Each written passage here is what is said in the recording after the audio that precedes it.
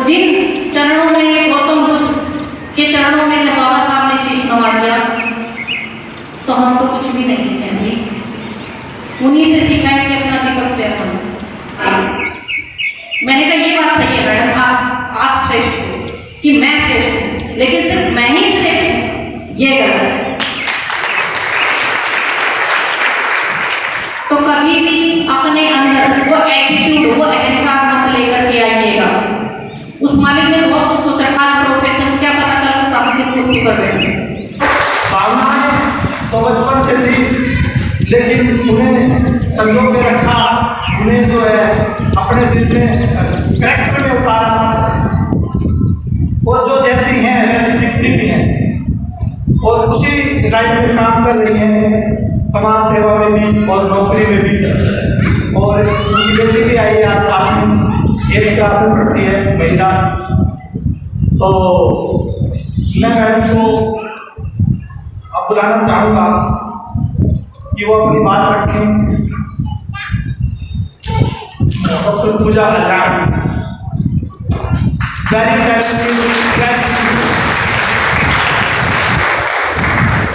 Multi talented कहेंगे, बल्कि madam के मेरे से व्हाट्सएप पे जो है डिटेल दे देना। अभी अभी मैडम को हरियाणा का सर्वोच्च पुरस्कार मिला है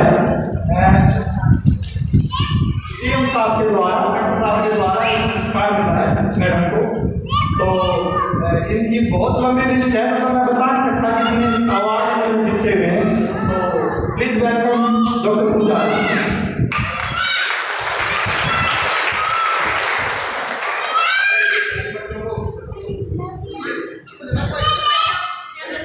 सर्वप्रथम सम्मानित मंच पर उपस्थित अतिथिगण, सभागार में उपस्थित श्रोतागण, महिलाएं एवं प्यारे बच्चों,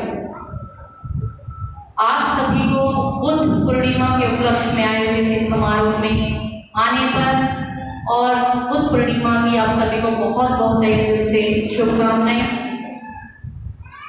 मैं अपना वक्तव्य आरंभ करना चाहूंगी। जैसा कि महात्मा बुद्ध को सभी जानते हैं, ख्याति प्राप्त है देश ही नहीं विदेशों में भी। बुद्ध के नाम की सार्थकता क्या है? हम कहते हैं बुद्धम शरणम गच्छामि। क्या सिर्फ बुद्ध की शरण में जाने से ही सार्थकता सिद्ध हो गई? कहने का अभिप्राय है कि बुद्ध की तस्वीर को रख लिया और शीश नवा लिया तो क्या हम अपने जीवन में बुद्ध के विचार को, उनके सिद्धांतों को उतार लेते हैं? नहीं, सार्थकता है उनके विचारों में, उनके सिद्धांतों में। जैसा कि उनका नाम है बुद्ध, हम उन्हें महात्मा बुद्ध के नाम से भी जानते हैं, भगवान महात्मा बुद्ध के नाम से भी जानते हैं, गौतम बुद्ध भी कहते हैं, सिद्धार्थ भी कहते हैं। लेकिन बुद्ध से ही बना है बुद्धू और बुद्धू से ही बना है बुद्धिमान। अब आप कहेंगे बुद्धू कैसे? जिसने बुद्ध को नहीं पहचाना, समझ में आ जाता है कि वो बुद्धू ही है, और जिसने बुद्ध को पहचान लिया वो क्या है? बुद्धिमान। तो सबसे बड़ी सार्थकता मैं कहती हूँ महात्मा बुद्ध के नाम की यही है। मैं महाविद्यालय में पढ़ाती हूँ, हिंदी विषय पढ़ाती हूँ, हेड ऑफ द डिपार्टमेंट हूँ, FGM गवर्नमेंट कॉलेज आदमपुर। सबसे पहले हमारी कोशिश होती है कि बच्चे के अंदर उन आदर्शों को पैदा किया जाए, क्योंकि जो बच्चा होता है ना, जैसे अभी ये बच्चे के हाथ में चिप्स का पैकेट आया और खुश हो गए, लेकिन बच्चे के लिए सबसे पहली पाठशाला है उसका परिवार। हम बच्चा जैसा देखता है, बच्चे भावी देश के यहाँ निर्माण करते हैं, निर्माता है, जैसा देखेंगे वैसा वो बन जाएंगे। कबीर को हम पढ़ाते हैं आदिकाल में, संत कबीर रविदास को पढ़ाते हैं, लेकिन कबीर ने कहा है कि जो बच्चा है ना, माता पिता एक कुम्हार की भांति उसका निर्माण करते हैं, तो मैं उस बच्चे से ही, उस प्योद से ही जो समाज में खुले आसमान के नीचे छोड़ दी जाती है, अब हम उसमें एक चित्रकार की भांति किस प्रकार से रंग भर सकते हैं, वो हम पर निर्भर करता है। आज सोशल मीडिया का जमाना है, मैं ज्यादा औपचारिकताओं में नहीं जाऊंगी, ज्यादा व्याकरणिक भाषा में नहीं जाऊंगी, नहीं समझ में आएगा, क्योंकि यहाँ आम बोलचाल की भाषा बोलने वाले लोग भी बैठे हैं। तो मैं एक आम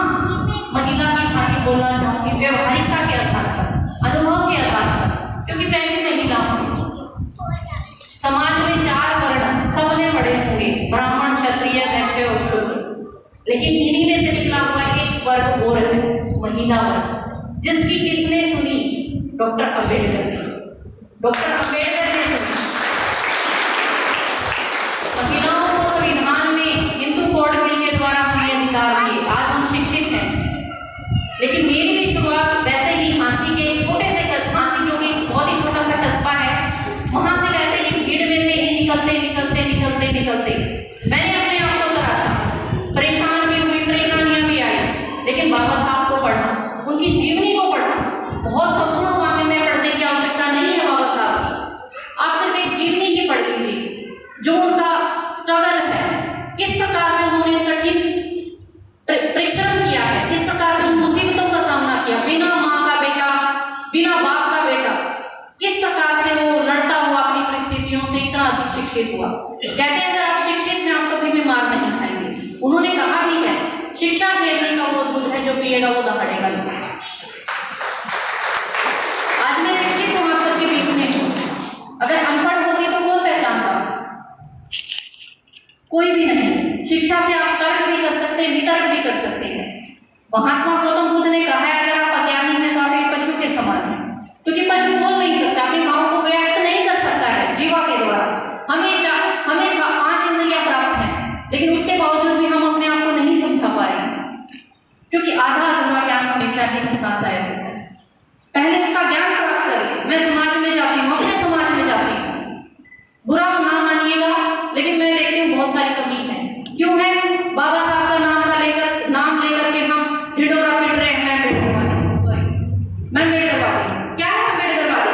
जब तक आपने उनके सिद्धांतों को अपने व्यक्तित्व में नहीं उतारा तो आपके व्यक्तित्व का विकास नहीं होगा। हम प्रधानगिरी पर लड़ रहे हैं, हम समाज में 2 टुकड़े करे हुए बैठे हैं, तो हम महिलाएं जब आगे आ रही हैं, हम पुरुषों के साथ बराबर में मिलकर चलना चाहती हैं, वहां भी मैं देखती हूँ महिलाएं जब आगे आ रही हैं तो एक बहुत बड़ी क्रांति छिड़ जाती है। ऐसा क्यों है? क्या वो जो मनुस्मृति में, आप इस बात पर तो बड़ी जोर जोर से तालियां बजाते हैं कि मनुस्मृति को बाबा साहब ने जला दिया, लेकिन तुम उस मनुस्मृति को आज भी लेकर बैठे हो इस विचारधारा में। क्यों? किस लिए? जब एक महिला को कोई सर्वोच्च समाज मिलता है तो वो पुरुष प्रधान समाज में, कहती हूँ आज भी वो रूढ़िवादिता है। मैं आदमपुर में नौकरी कर रही हूँ, वहां इतनी रूढ़िवादिता है, मैं खुलकर बोलती हूँ, क्योंकि जो झूठ बोलेगा कहीं ना कहीं फिर झूठ में लिपट जाएगा। सच बोलिए, महात्मा बुद्ध ने भी कहा है सत्य की राह पर चलिए, सफलता जरूर मिलेगी। सच एक बार जरूर छिप सकता है, परिचित है, विचलित है सत्य, लेकिन पराजित नहीं है। आज नहीं तो कल सत्य सबके सामने है। आपके पैर डगमगा सकते हैं, डगमगाते हैं क्योंकि समाज से टक्कर लेना, समाज से सीधा आप सींग नहीं लगे हुए कि आप टक्कर मार रहे हैं किसी को, नहीं। जब एक लड़की पैदा होती है उसके साथ बहुत सारी जिम्मेवारियां भी लेकर पैदा होती है कि सोच जो समाज की है वो किस प्रकार से उसको किस दिशा में लेकर के जाएंगे। वो अच्छा सोचती है, लेकिन बार बार उसको क्रैक किया जाता है, उसकी सोच को क्रैक किया जाता है, क्योंकि वो जो रूढ़िवादी है ना, उसको भरने नहीं देती। वो कर्म करना चाहती है। कर्म योग का संदेश गीता में भी है, हर जगह है, लेकिन क्या हम इंप्लीमेंट करते हैं? नहीं। जब जब एक नई राह पर चलना चाहिए, नदी के बहाव के साथ बहना आसान है, लेकिन विपरीत दिशा में बहने वाले का नाम होता है। मैंने भी शुरुआत की, शिक्षा ग्रहण की, समाज में यही है कि लड़की है भाई शादी कर दो, यही है, रूढ़िवादिता है, आज भी है। लेकिन मेरे मन में यही था कि मुझे इस भीड़ में से एक अलग पहचान बनानी है। मुझे इस भीड़ से, जब बाबा साहब ने हमें इतने अधिकार दिए हैं, मैंने एक फिल्म है शायद मेहंदी नाम है, रानी मुखर्जी की, मतलब वो लड़की कितना संघर्ष करती है, ससुराल में जाकर कितना उसको परेशान किया जाता है, जज के सामने वो जीत भी जाती है केस, लेकिन उसको ससुराल वाले उसको ले जाने से मना कर देते हैं। तो जज साहब उसको एक बात कहते हैं जो मेरे को यहाँ लग गई। उन्होंने कहा बेटा संविधान के द्वारा मैंने अधिकार को दिला दिया, लेकिन कई बार क्या होता है मांगने से अधिकार नहीं मिलता, उसको छीनना पड़ता है।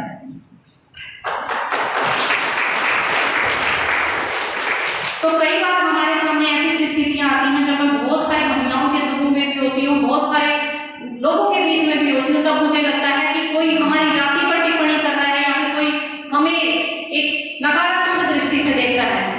लेकिन वहाँ मुझे पता है मैं शिक्षित हूँ, मैं ज्ञानी हूँ, मैं डिबेट कर सकती हूँ। मैं इतनी बुलंद आवाज से, अपनी आवाज से वहां उनको वहीं उनकी उसी बात पर जवाब देती हूँ, तब उन्हें लगता है कि नहीं, ये मार नहीं खाएगी, ये तुम्हें बीच में से ध्रास कर देगी।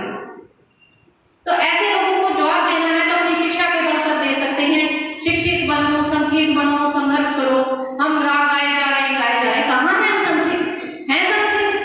यहाँ पर भी शायद कुछ लोग ऐसे बैठे हुए हैं, मन में उनके कुछ और ही विचार हो रहा है।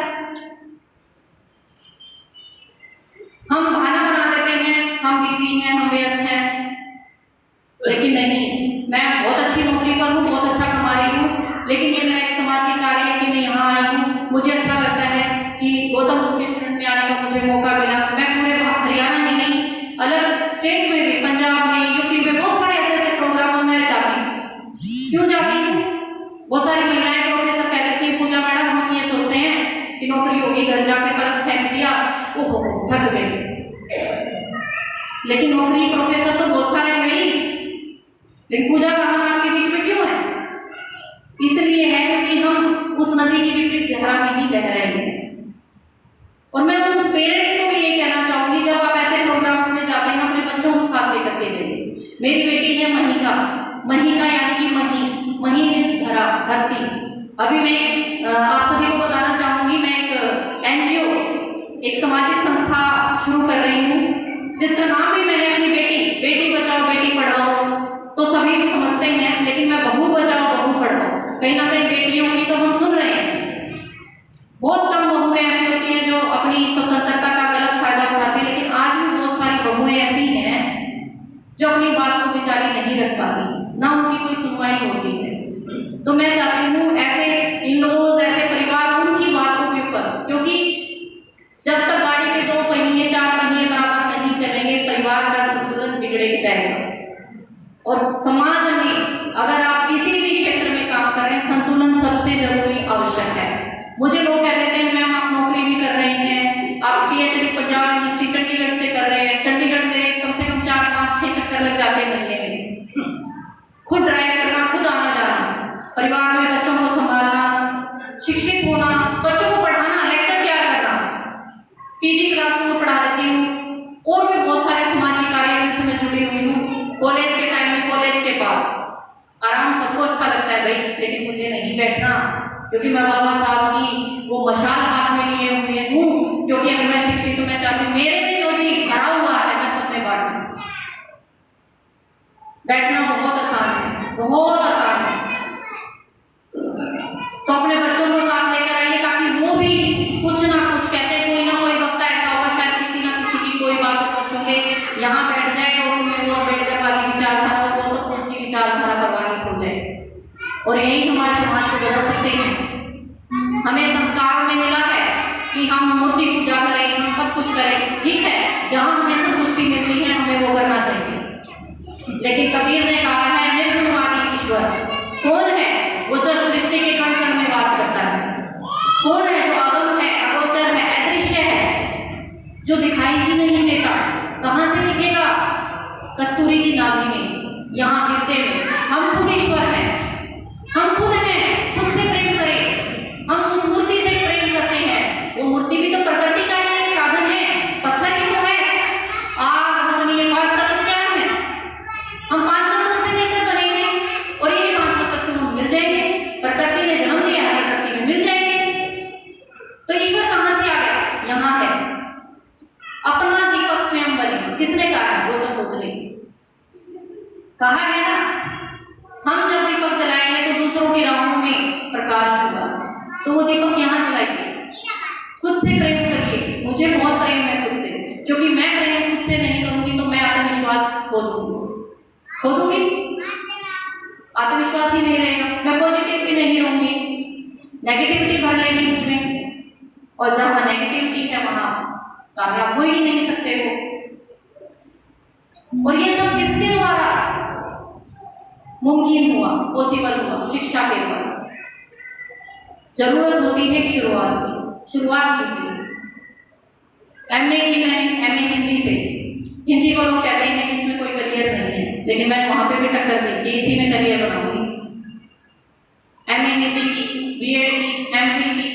बहुत मुश्किल होता है लड़की के लिए शादी छोड़ी नहीं, क्योंकि मुझे पता था पहचान यहीं से मिलेगी। चाहे कोई मुख्यमंत्री हो, चाहे कोई पीएम हो, अपने घर में सब काम करते हैं, चाहे कोई भी महिला हो, अपने बच्चों के लिए खाना बनाना, सब वो सब चीजें हैं, वो व्यवहारिकता में है, लेकिन शिक्षा की आपको एक पहचान दिलाई। HPSC क्लियर किया मैंने, प्रोफेसर के लोगों फर्स्ट रैंक से पूरे हरियाणा में आफ्टर मैरिज। बहुत मुश्किल था मेरे लिए, बहुत मुश्किल, लेकिन नामुमकिन नहीं था, उसको मुमकिन किया। मैंने मेहनत की, 2 घंटे सो करके पूरा दिन पढ़ना, काम भी करना। वो कहाँ से मिला मुझे? डॉक्टर अम्बेडकर की जीवनी से पढ़ा उनको कि जब वो संघर्ष कर सकते हैं तो हम क्यों नहीं कर सकते। मैंने भी किया, शिक्षित हुई, प्रोफेसर बनी, आज सब कुछ मुमकिन है। मिसेस हरियाणा, मिसेस इंडिया का सफर बहुत मुश्किल था, क्योंकि हमारे समाज में महिलाएं जो फैशन की दुनिया में जाती हैं उनको इज्जत नहीं मिलती।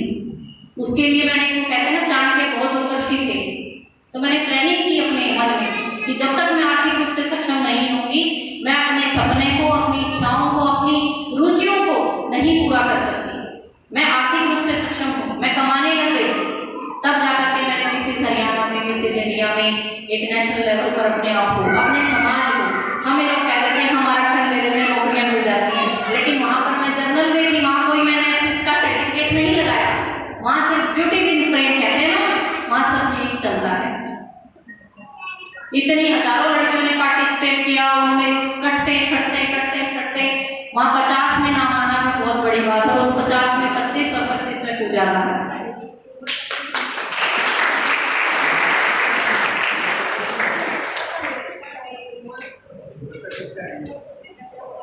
5 विकार जो होते हैं जीवन में मनुष्य का सर्वनाश कर देते हैं, उनमें से है क्रोध। गौतम बुद्ध ने कहा है क्रोध विनाश का कारण है, क्रोध विनाश का कारण है। हम क्रोधित होते हैं छोटी छोटी बातों पर, जब हमारे मन का पूरा नहीं होता ना, तो हम दूसरों पर क्या करते हैं, डालना शुरू कर देते हैं, अरे उसके कारण ऐसा हो गया। कारण हम स्वयं हैं, क्योंकि हम उम्मीद करते हैं। मैं भी अगर उम्मीद करती या बहाने बनाती, अरे कुड़ियाँ छोटी है, मैं नहीं पढ़ सकती, ना मेरी तो शादी होगी, मैं नहीं पढ़ सकती, भाई मैंने कह दिया मैं नहीं पढ़ सकती, तो क्या मैं आज प्रोफेसर होती? नहीं होती। एक ग्रामीण क्षेत्र में अवार्ड मिलना, एक जिला स्तर पर अवार्ड मिलना, फिर एक स्टेट लेवल पे मुख्यमंत्री के हाथों से 2 बार, 2022 और 23, उस जोन तक पहुंचना ही बहुत मुश्किल है भाई, इतनी सिक्योरिटी, लेकिन उनके पास में खड़े होना, वो सिर्फ मेरी कड़ी लगन और मेरी जिज्ञासा से ही पूर्ण हो सका। तो सब 5 विकारों को अपने से दूर कर दीजिए। रविदास महाराज जी ने कहा है, मन चंगा तो कठौती में गंगा। मैं इस पर बहुत बिलीव करती हूँ, बचपन से ही बिलीव करती है, क्योंकि मुझे संस्कार में ये सब मिला है। मन चंगा तो कठौती में, अगर आपका मन पवित्र है तो उस कठौती में से भी आप गंगा को प्रवाहित कर सकते हैं।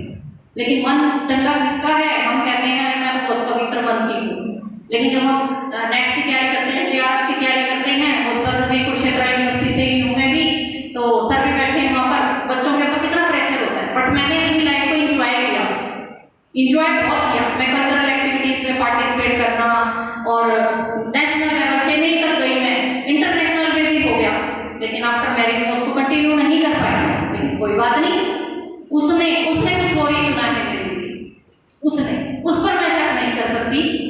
लाइफ में अगर मुसीबतें आती हैं, खुशी खुशी उनका सामना करती हूँ। मुझे पता है वो मुझे कुछ जरूर सिखा रहा है, और वो सिखाता है। कल मेरे कॉलेज में अभी 2 दिन नेशनल सेमिनार चला है श्रीमद् भागवत गीता पर, तो एक वक्ता आए थे, मुरथल यूनिवर्सिटी से वाइस चांसलर थे, और भी काफी थे।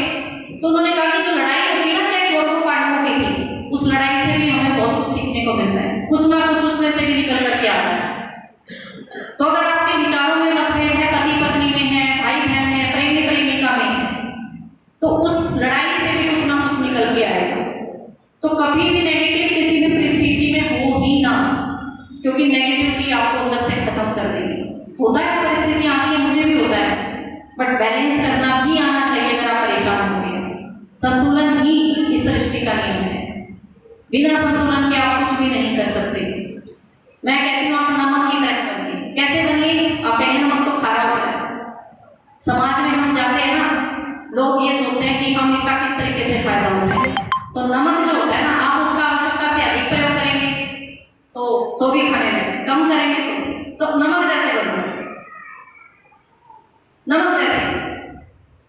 समाज में आपका जो है सम्मान होना शुरू हो जाए। इसी समाज से निकली हूँ। कहते हैं कि नहीं, हम हमारे समाज के बच्चों को बहुत सारी सुविधाएं मिलती हैं, ये मिलता है, ऐसा कुछ नहीं है। सुविधाएं मिले ना मिले, आपने यहाँ से ठान लिया ना आप पा जाओगे। बाबा साहब को सुविधाएं मिली थी क्या? मिली थी? नहीं मिली। बार बार जीवन में ऐसी ऐसी परिस्थितियां आती हैं, लेकिन सोचते सभी हैं, लेकिन जो सलाम होता है वो नई सोच को होता है। मैं देखती हूँ, मैं पंचकुला गवर्नमेंट कॉलेज में थी, तब मैंने 4 साल वहाँ वर्किंग की है पंचकुला। मैंने आपकी खासियत देखी है। मैंने कहा क्या सर? कहते आप देखिए यहाँ पर गाड़ी पार्क करके उसमें एक जो फोटो लगी हुई है ना बाबा साहब की, मैंने कहा उनको मैं सलाम करता हूँ कि उन्होंने आपको इतने अच्छे संस्कार दिए। और जिन चरणों में गौतम बुद्ध के चरणों में जब बाबा साहब ने शीश नवा दिया, तो हम तो कुछ भी नहीं कहेंगे। उन्हीं से सीखा है कि अपना दीपक स्वयं बनो। इसलिए मैं किसी से उम्मीद नहीं करती, किसी से पहले खुद करो। जब तक आप खुद नहीं करेंगे, कोई आपकी सहायता नहीं कर सकता। समाज में परिवर्तन लाना है, उस मशाल को लेकर चलिए, सभी महिलाएं, सभी पुरुष, क्योंकि पुरुषों के सहयोग के बिना भी महिला अकेली बहुत कुछ कर सकती है, लेकिन जब आप संगठित होंगे तो आप बहुत कुछ कर सकते हैं। तो सहयोग भी बहुत जरूरी है। अभी मैं कल की बात है, कॉलेज में ही बहुत सारे प्रोफेसर्स बैठे थे, किसी बाबा के ऊपर जिक्र डिबेट चल गई कि वो अभी जेल में है, कोई टीचर थे, उनका नाम ले रखा था, तो नाम नहीं था बाबा का, तो किसी मैडम ने कहा है वो उनके बारे में मत बोलो, मैडम ने नाम ले रखा है। तो उस मैडम ने बड़े घमंड के साथ बोला कि मैं किसी ने को नहीं मानती, मैं मेरा ऊपर किसी ने को नहीं मानती, मैं सबसे श्रेष्ठ हूँ। बोलती रही, मैंने आखिर में सिर्फ एक बात कही, मैंने कहा ये बात सही है मैडम, आप श्रेष्ठ हो कि मैं श्रेष्ठ हूँ, लेकिन सिर्फ मैं ही श्रेष्ठ हूँ, ये गलत है। तो कभी भी अपने अंदर वो एटीट्यूड, वो अहंकार मत लेकर के आइएगा। उस मालिक ने बहुत कुछ सोचा, खास प्रोफेशन, क्या पता कल आप किस कुर्सी पर बैठे। मेहनत कर रही हूँ, सपने हैं, टारगेट्स हैं, कोई कुछ कहता है, कोई कुछ कहता है, सुनो सबकी करो मन की। करती मैं वही हूँ, किसी को हानि ना पहुंचे, मेरे मन को संतुष्टि पहुंचे, मैं वही काम करती हूँ। लोग प्रेशर भी डालते हैं, ये कर लो वो कर लो, नहीं भाई, मेरा कंफर्ट जो मुझे क्या करने के लिए कह रहा है, मैं सिर्फ वही करती हूँ। क्योंकि जिसने बाबा साहब को पढ़ लिया, गौतम बुद्ध को पढ़ लिया, वो कभी मार नहीं खाएगा। गौतम बुद्ध ने कहा है, जब आप चल रहे हो, आप अकेले हो, तो घबराओ मत, बिल्कुल भी मत घबराओ। आप उस हाथी के समान हो जो जंगल में चलता है। उन लोगों के सहयोग से काम चल जाएगा जो आपकी लाइफ फीलिंग करते हैं, जो आपकी टांग खींचते हैं। आप अकेले अपना दीपक बनो, अपने लिए चलो, अपने समाज के चलो, अपने देश के लिए चलो, आप परिवर्तन लाएंगे। तो बहुत बड़े बड़े उदाहरण हुए हैं हमारे समाज में, बहुत बड़े बड़े उदाहरण हुए। कल्पना चावला को सभी जानते हैं, छोटी सी थी, जब तारे चांद को देखती थी, मैंने उनके कई जब मैं छोटी थी, जब मैं पढ़ती थी, जब कल्पना चावला का जो यहाँ क्रैश हुआ था, तो मैंने पढ़ा कि कल्पना चावला ने जब ये अपनी सोच जब जाहिर की ना कि मैं ऊपर जाना चाहती हूँ, नासा तक जाना चाहती हूँ, अंतरिक्ष में, तो कहीं ना कहीं उनके परिवार के सदस्यों ने भी उनको ये कह दिया था कि ऐसा कुछ नहीं है। लेकिन उन्होंने विदेश में गई, वहाँ की नागरिकता के लिए वहाँ के शादी की, और बहुत सारे उन्होंने वो प्लानिंग यहाँ करनी पड़ती है। ऐसे ही नहीं आप सीधा अंतरिक्ष में पहुँच जाओगे। हर चीज़ की प्लानिंग होती है, हर चीज़ की ड्राफ्टिंग होती है। हम पीएचडी करते हैं, हम उसकी एक रूपरेखा तैयार करते हैं जिसको सिनॉप्सिस कहते हैं, उसके आधार पर हम थीसिस लिखते हैं। तो ये जीवन का क्षेत्र है भाई। जीवन में हमें क्या करना है, क्या नहीं करना। रास्ते में 2 रास्ते होते हैं हमारे पास, एक सही और एक गलत। कई बार बच्चा करना चाहता है कि हिस्ट्री में एमए कर लूँ, लेकिन करवा दिया जाता है उसको बीएससी एमएससी, फाइनली लास्ट में पता चलता है स्कूल वो तो एक गलत लग गया। तो बीएससी एमएससी 7, 8, 10 लाख रुपए काम करने से क्या फायदा जब बच्चे ने बनना ही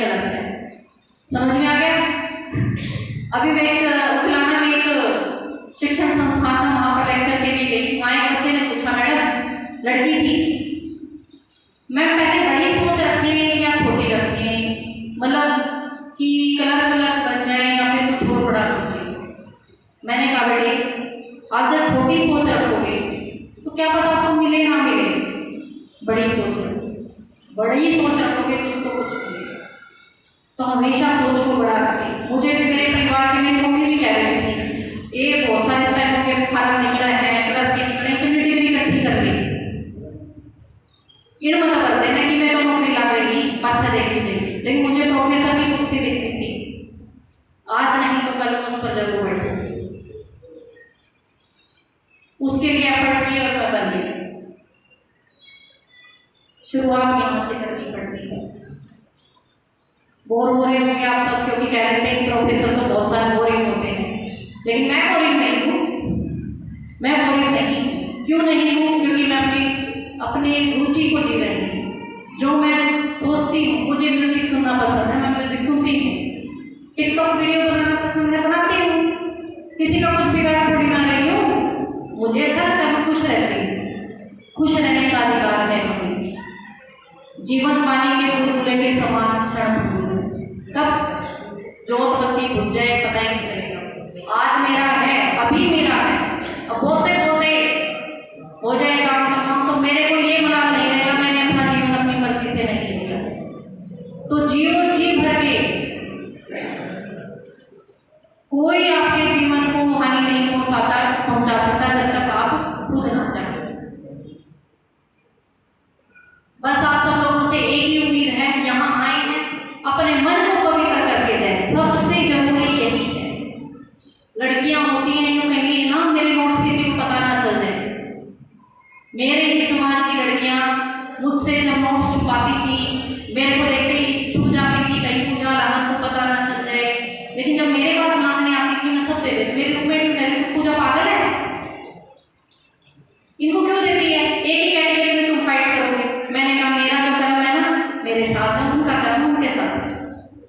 तो अपना कर्म अपनी गठड़ी में बांध लो, जो कर्म करोगे वही मिलेगा। गीता में कहा है कर्म कर, फल की चिंता मत कर। क्या फल की चिंता किए बगैर कोई काम करता है?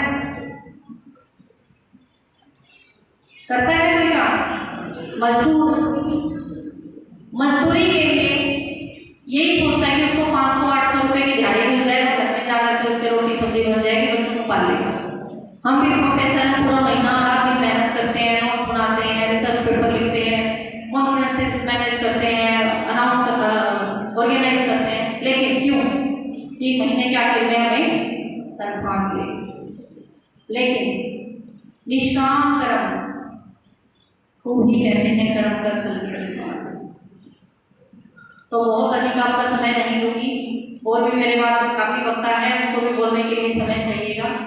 बस यही कहना चाहूँगी, मन को पवित्र रखें, सकारात्मक रहें, आत्मविश्वास के साथ अपने पथ पर बढ़ें, अपने बच्चों को अच्छे संस्कार दें, बच्चों को समय दें। मैं मेरी बेटी को पूरा समय देती हूँ, चाहे कितनी भी व्यस्त हूँ, उसके मन को हम खोले।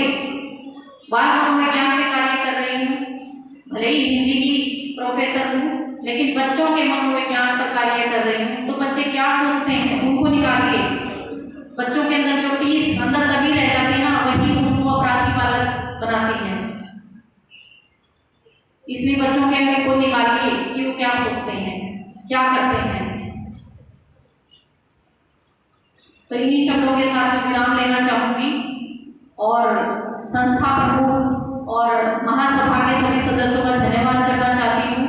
विशेषकर हरी जी ने, जिन्होंने मुझे दूसरी बार, पहले मैं आई थी अम्बेडकर भवन बागुलगढ़ में समारोह में अम्बेडकर जयंती पर, उस समय में मेरे को बहुत अच्छा लगा। छोटे छोटे बच्चों ने जो वहाँ पर प्रस्तुतियाँ दी और इतना अच्छा वक्तव्य बच्चों का, तो बहुत अच्छा लगा। तो मैं सभी सभा के सदस्यों का धन्यवाद करना चाहूँगी, मुझे बुलाया, और इसी प्रकार से बुलाते रहिएगा।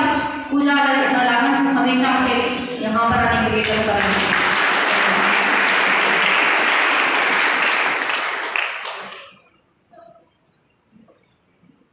धन्यवाद पूजा जी।